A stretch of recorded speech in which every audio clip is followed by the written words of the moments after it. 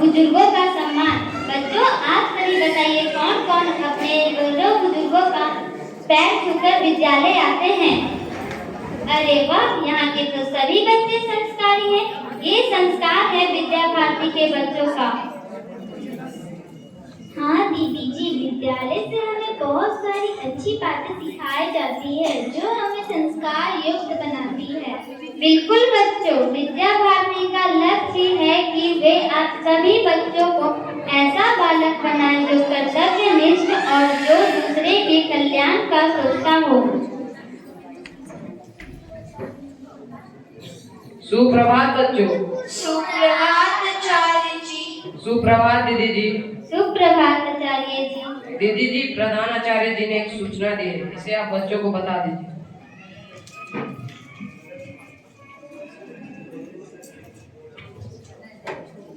बच्चों, 7 अगस्त को आप सबको अपने दादा या दादी के साथ विद्यालय आना है। उस दिन हम रांची के एक वृद्धाश्रम में भ्रमण के लिए जाएंगे। आचार्य जी, मेरी दादी मेरे साथ नहीं रहती है, तो मैं किसे लाऊंगी? आप अपने माता पिता से बोलिए कि दादी को गांव से यहाँ बुला लाएं। ठीक है आचार्य जी, मैं आज ही घर जाकर अपने पिताजी से बोलती हूँ कि वह दादी को यहाँ बुला लें। दूसरा दृश्य रीमा का घर।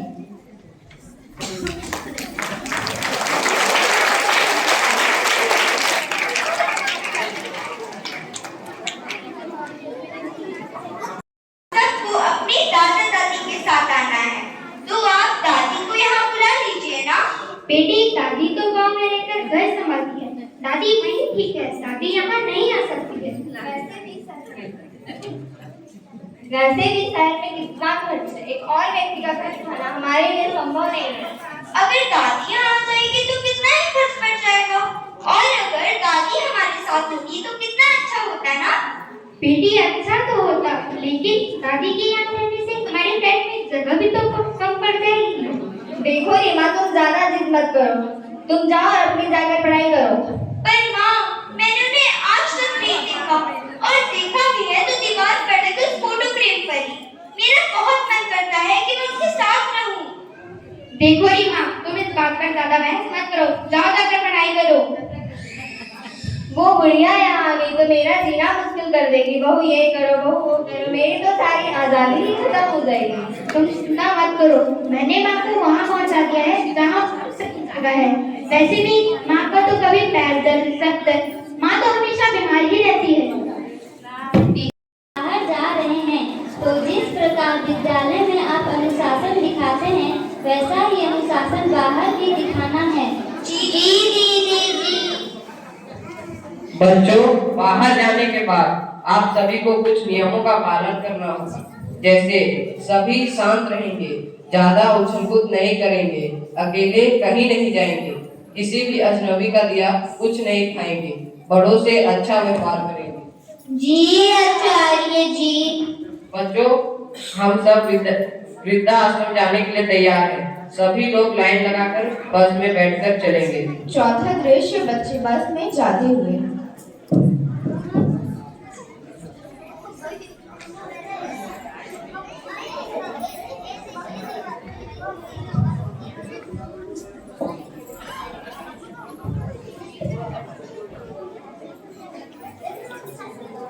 आज हम सब वृद्धाश्रम जाकर वहाँ के दादा दादी को फल और मिठाइयाँ देंगे, जिसे उन्हें अच्छा लगेगा।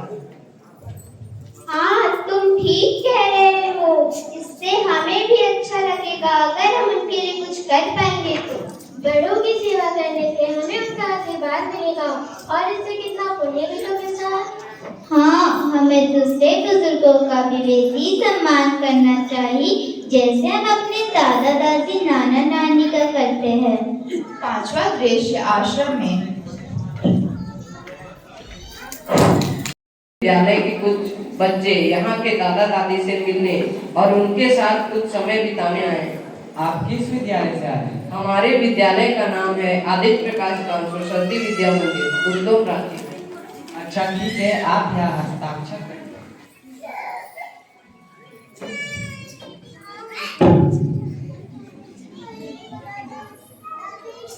हम सभी दादा दादी के लिए फल और मिठाइयाँ लेके आए हैं, आप उन्हें दे दीजिएगा। धन्यवाद। आप सभी मेरे साथ आइए, मैं आप लोग का इन सभी से मिलवाता हूँ। ये है शांति जी, ये है रमा जी, ये है ज्योति जी, ये है शारदा जी, ये है शर्मा जी और वो है महेश जी। प्यारे बच्चों, यहाँ उपस्थित सभी दादा दादी को प्रणाम कीजिए। प्रणाम दादाजी, प्रणाम दादी जी। खुश रहो बच्चों, खुश रहो। खूब सारा पढ़ाई लिखाई करके अपने माँ बाप का नाम रोशन करो। जी दीदी। ये इस तरह छोड़ देंगे या कुछ नहीं किया हम अपने बच्चों के बेहतर जीवन के लिए। भाई साहब, कुछ गलतियां हमारा भी है। बच्चे जैसा देखते हैं वैसा ही सीखते हैं। जब हमारा वक्त था तब हमने भी अपने माता पिता का उचित सम्मान नहीं किया। इसी का परिणाम है कि आज हमारे बच्चे हमारे साथ ऐसा कर रहे हैं। तभी रीमा की नजर एक बूढ़ी दादी पर जाती है, जिसकी शक्ल उसकी दादी से मिल रही थी, जिन्हें उसने सिर्फ घर पर लगी फोटो पर ही देखा था। वह उनके पास जाकर कहती है, प्रणाम दादी जी। खुश रहो बेटा, कैसी हो तुम? मैं ठीक हूँ दादी जी, आप कैसी हैं? इस बुढ़ापे में मैं और कैसी हो सकती हूँ, बस भगवान के भरोसे चल रही हूँ। दादी जी, आपको देखकर मेरे मन में कुछ जिज्ञासा उठ रही है। क्या मैं आपसे कुछ पूछ सकती हूँ? अरे इसमें संकोच कैसा, बोलो ना, तुम्हें क्या कहना है? दादी जी, आपकी शक्ल मेरी दादी से मिलती है। हाँ, मैंने उन्हें कभी सामने से तो नहीं देखा, पर उनकी फोटो जरूर देखी है। उसमें आपका चेहरा उनसे मिलता है। अरे वाह, एक बात बोलूं बेटा, मेरी भी पोती अभी तुम्हारी जितनी ही बड़ी होगी, पर मेरा भी ऐसा दुर्भाग्य है कि मैंने भी उसका चेहरा आज तक नहीं देखा। बेटा तुम्हारा नाम क्या है? दादी जी, मेरा नाम रीमा है। अरे वाह, कितना प्यारा नाम है। अच्छा, तुम्हारे पिताजी का क्या नाम है? मेरे पिताजी का नाम श्री किशन कुमार है। अरे यह कितने संयोग की बात है, मेरे बेटे का नाम भी किशन ही है, जो मुझे इस बुढ़ापे में यहाँ अकेला छोड़कर चला गया। अच्छा बेटा, क्या तुम्हें पता है तुम्हारा गांव कहाँ है? हाँ दादी जी, मेरे पिताजी ने तो मुझे एक बार बताया था कि हमारे गांव का नाम विष्णुपुर है। बेटी, विष्णुपुर में रहने वाला किशन तो मेरा ही बेटा है और तुम मेरी ही अपनी पोती हो। नहीं नहीं दादी जी, मेरे पिताजी मुझसे इतना बड़ा झूठ नहीं बोल सकते हैं। बेटी, तुम्हें देखकर मेरा मन बहुत प्रसन्न हुआ। हाँ, शायद मैं गलत हो सकती हूँ, लेकिन तुमने जो मुझे अभी बताया उससे तो मुझे यही लगा कि तुम मेरी ही अपनी पोती हो। रीमा कुछ सोचते हुए अपने बैग से स्कूल डायरी निकालती है और उसमें लगे अपने माता पिता की तस्वीर दिखाती है। दादी जी, क्या ये आपका ही बेटा किशन है? हाँ बेटी, ये मेरा ही बेटा किशन है। रीमा रोते हुए दादी के गले लग जाती है। दादी, अब आप मेरे साथ घर चलिए, मैं आपको यहाँ नहीं रहने दूंगी। मुझे कितनी शर्म आ रही है कि मेरे माँ पिताजी ने मुझसे इतना बड़ा झूठ बोला। नहीं बेटा, मैं यही ठीक हूँ। अब मैं बूढ़ी तुम लोगों के साथ कहाँ रहूंगी? तुम बस मुझसे कभी कभी यहाँ मिलने आ जाना, मुझे अच्छा लगेगा। नहीं दादी, मैं आपको यहाँ नहीं रहने दूंगी। आपको पता है मेरा कितना मन करता था कि मैं आपकी गोद में सर रखकर सोऊं, आपसे खेलूं, आपसे कहानियां सुनूं। मेरी बच्ची, मुझे बस इतना ही पता चला था कि तुम्हारा जन्म हुआ है, पर मेरा भी दुर्भाग्य है कि मैं तुम्हें अपनी गोद में खिला ना सकी। नहीं दादी, मैं अब कुछ नहीं सुनूंगी, आपको मेरे साथ चलना ही पड़ेगा। अरे बहन जी, आप कहाँ जा रही हैं? मैं अपने घर जा रही हूँ, मेरी पोती मुझे लेने आई है। ठीक है। रीमा दादी को लेकर घर आ जाती है। दरवाजे पर दस्तक सुनकर रीमा की माँ दरवाजा खोलती है।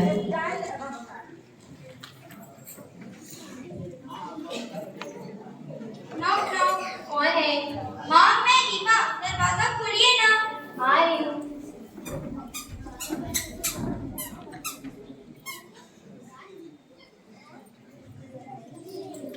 अरे रीमा, तुम इस गुड़िया को घर क्यों उठा लाई? अरे कौन है, इतनी जोर से चिल्ला क्यों रही हो? अरे माँ, तुम्हें तो मैंने वृद्धाश्रम छोड़ दिया था, तुम यहाँ कैसे आई? माँ, पिताजी, आप दोनों ने मुझसे इतना बड़ा झूठ क्यों बोला कि दादी गांव में रहती है, बल्कि दादी तो अकेले वृद्धाश्रम में रह रही थी। क्योंकि इस गुड़िया की सही जगह वही है। किशन, जाओ, तुम इन्हें वापस वही छोड़ाओ। माँ, क्या सच में तुम्हें थोड़ी सी भी दया नहीं आई कि दादी का परिवार होते हुए भी वो वृद्धाश्रम में रहे? हाँ बेटा, तुम लोगों की बातें सुन के मुझे सच में लगने लगा कि मैंने यहाँ पर गलती कर दी। तुम सब गए थे कि हमें एहसास भी नहीं हुआ कि हम तुम्हारे साथ इतना गलत कर रहे हैं। माँ जी, आप मुझे भी माफ कर दीजिए। हम भूल गए कि हम भी एक दिन बूढ़े होंगे, हमारे भी शरीर की शक्ति कम होगी, हमें भी बीमारियाँ होंगी। नहीं नहीं मेरे बच्चों, माफी क्यों मांग रहे हो? एक माँ के लिए उसके बच्चों की सारी गलतियाँ क्षम्य होती हैं। वास्तव में बुढ़ापा एक ऐसा रोग ही है जो हमें अपनों से दूर कर देता है।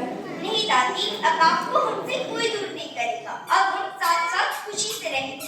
हाँ मेरी बच्ची। समाज के सभी व्यक्ति को यह संकल्प लेना चाहिए कि हम कभी भी अपने बड़े बुजुर्गों को स्वयं से दूर नहीं करेंगे।